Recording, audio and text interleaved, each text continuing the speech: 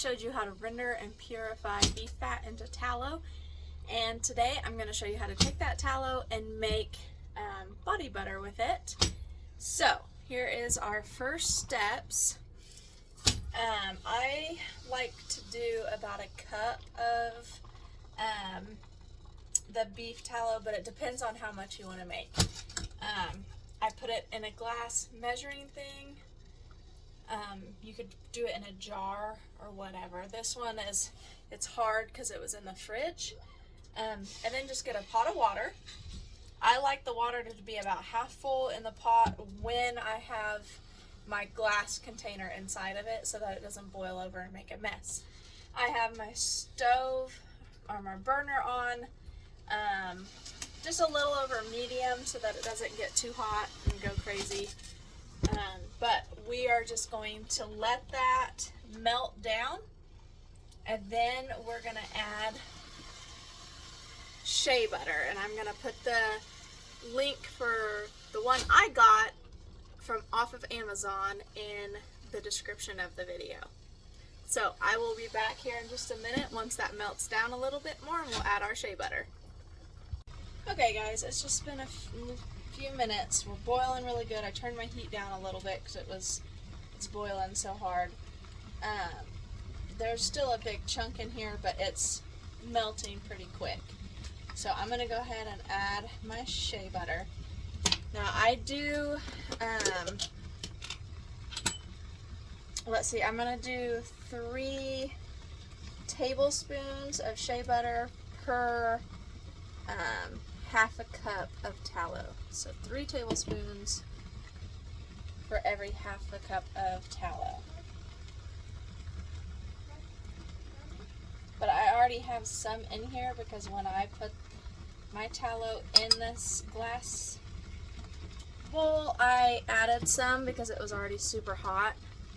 So I only have to put 2 in to make it the correct amount of shea butter.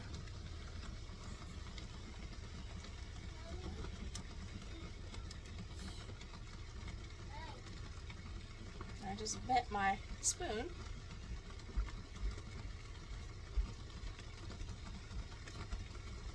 Okay, so that's in there. That's going to melt down also. I'll just need to be stirred here and there. Just all we want is for it to all become liquid. And then I will be back and show you what to do from there. Okay, so this is total liquid now. It's been like 15 minutes maybe. It doesn't take long. And you don't have to babysit it. So, okay, so we are going to cool this off until it starts to thicken, or until it gets not like hard, but cool and pretty solidified. Then we're going to whip it. So I'm going to go ahead and put it in my KitchenAid bowl.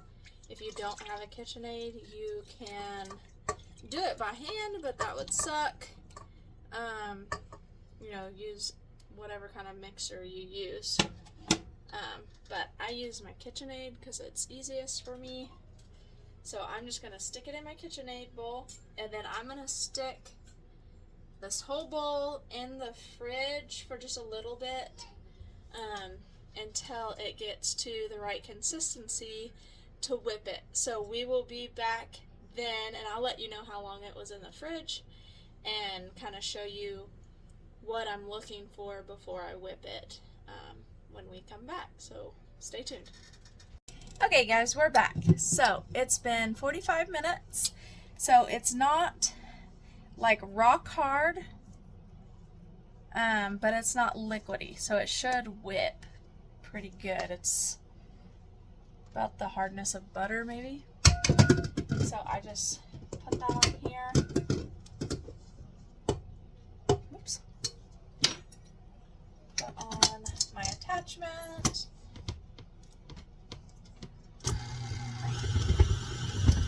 And I just start mixing. Oops, sorry, that's shaking my camera a little hard.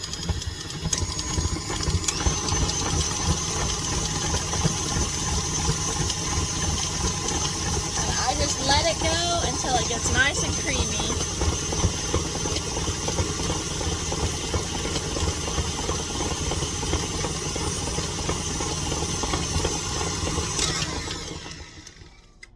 I'm going to stop it there for a second, and I'm going to clean up this edges because there's still some solid parts stuck down here.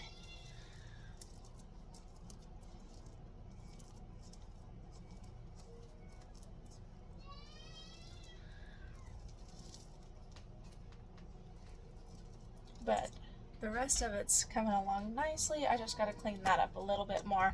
I got to grab something a little stronger to do that with. Okay, here we go. Got a butter knife.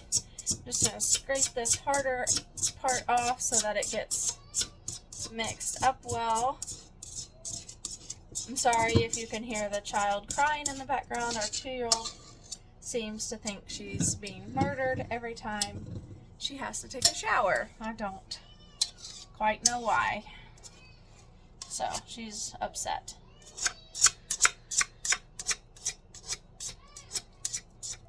Okay, I got all that hard stuff scraped off so that we can be sure everything gets mixed up and whipped really well. So now it's just kind of a big old glob in there. I'm going to whip it some more, and then we're going to start adding our essential oil to scent it.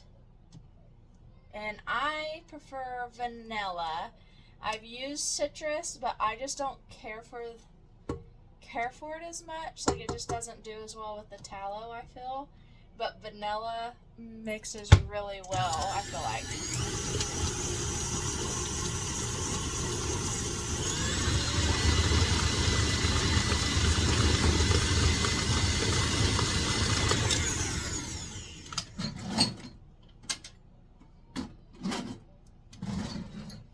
Okay, so I just have a French vanilla essential oil.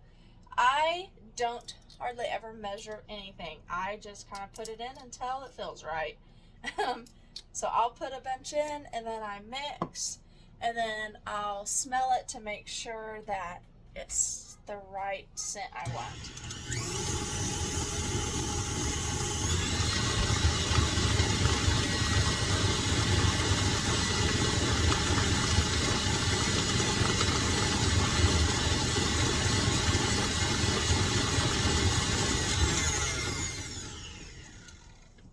And then a lot of times when I'm scenting it, I'll go ahead and put a little bit on my skin so that I'm sure it smells right and does right on my skin.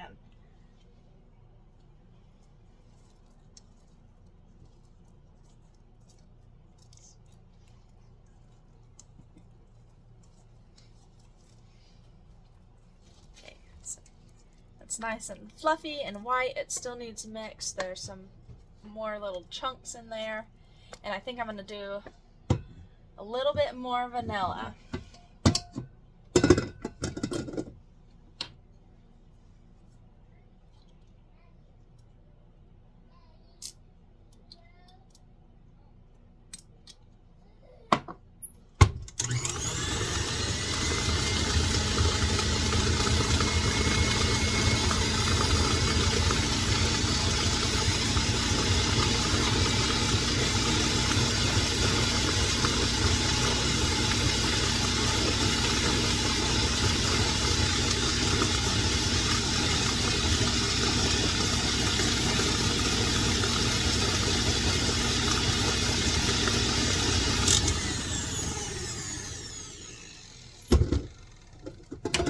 I don't know if that made sense about putting it on my skin, but sometimes when it's in the bowl, I'm like, oh yeah, that smells great, and then I put it on my skin and it smells different than it did in the bowl. So I try to always make sure I test it before I put it in my jar, just to make sure it's going to be really good.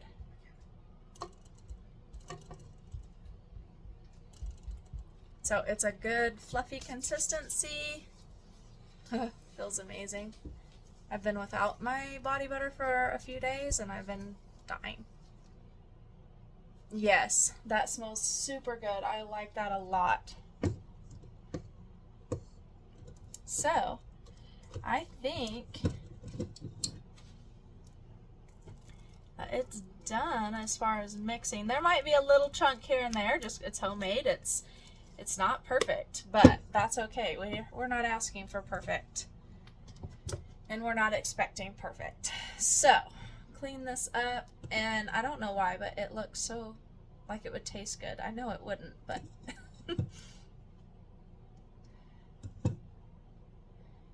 clean this up. Okay, so I got these little containers. I like glass just to stay away from plastic, but with 3 kids, all my glass containers seem to get broken really quickly. So, and if anybody ever orders it, or when they order it, it's expensive to ship because it's heavy. So I got these plastic, I believe they're 6-ounce jars, and they seal really well off of Amazon, and I really like these. And I kind of can't really see what I'm doing. Kind of hit it to make sure it like goes all down in there, so it's not just air pockets. And I fill this up.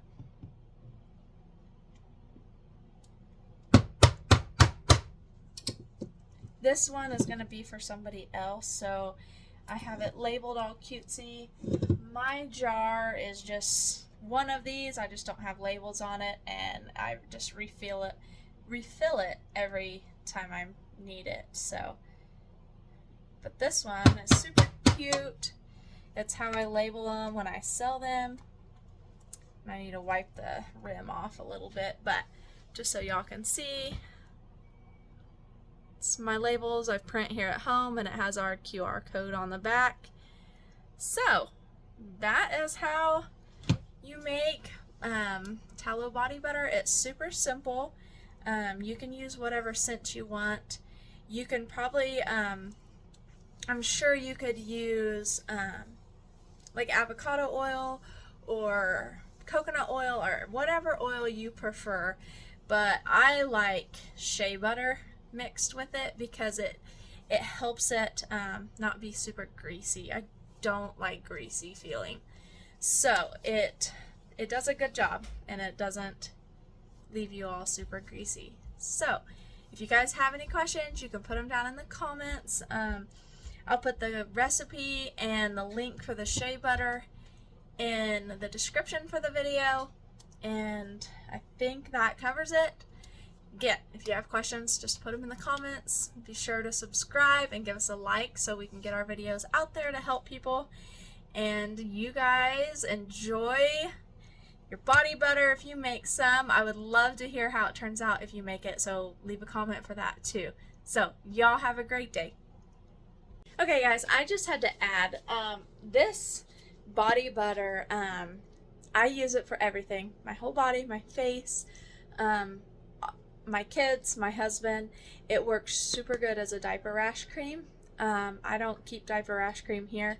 I just use this. So I just want to let you know it can be used. It's safe for everybody in the house, and it's super handy. And I love it for my face because, again, it doesn't make me feel greasy. So just needed to add that.